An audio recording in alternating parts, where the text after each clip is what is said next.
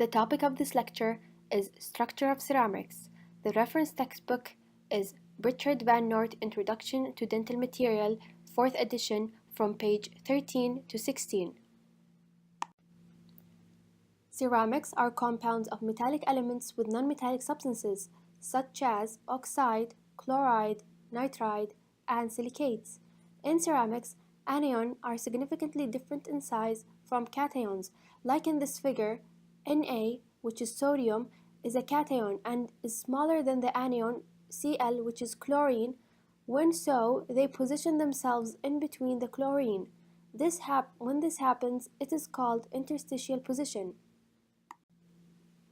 Ceramics applied in dentistry include zinc oxide, silicates, cement, porcelain, and gypsum. Silica is polymorphic and can exist in many forms, like crystalline.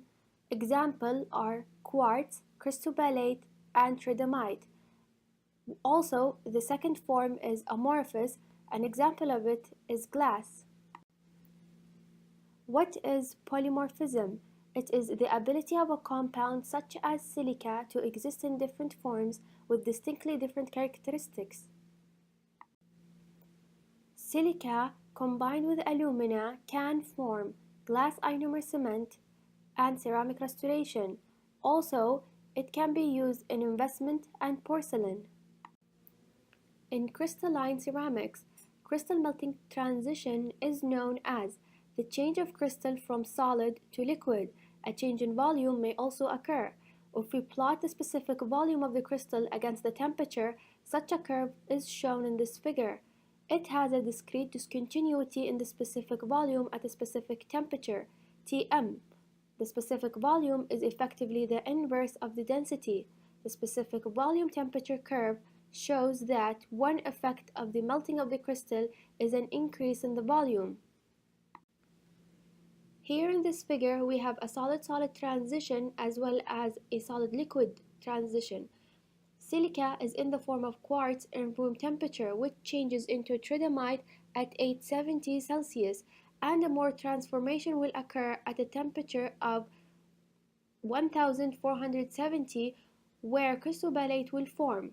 Cristobalate melting temperature is at 1713 Celsius. Glass transition temperature. It is when amorphous solids are heated and no discrete solid-liquid transition is seen. Glass transition temperature changes in slope of specific volume, and an example of this is glass. This figure, like the previous slide, also represents the volume against the temperature.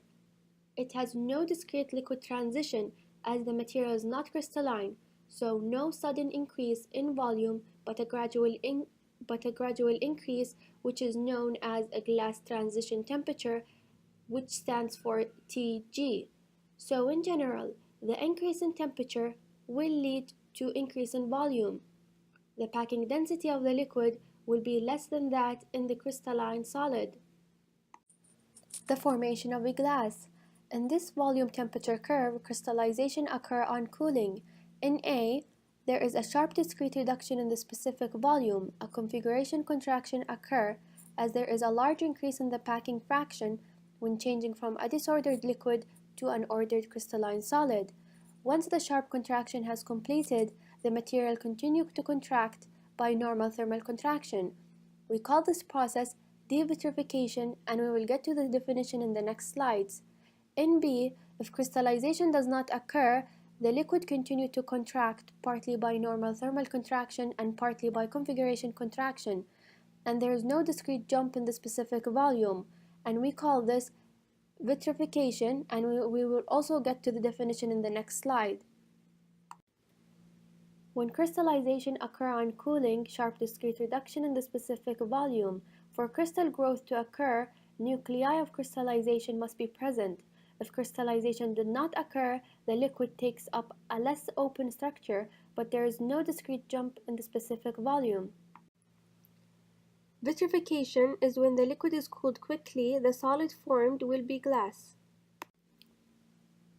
Devitrification is when a glass begins to crystallize. It becomes translucent due to the scattering of light from the surface of small crystals, which is the basis for the formation of glass ceramics. It occurs by annealing, which is the process of heating a material to allow molecular or atomic rearrangement. Clinical significance. Ceramics tend to be extremely stable in the biological environment and therefore are perceived as the most biocompatible material.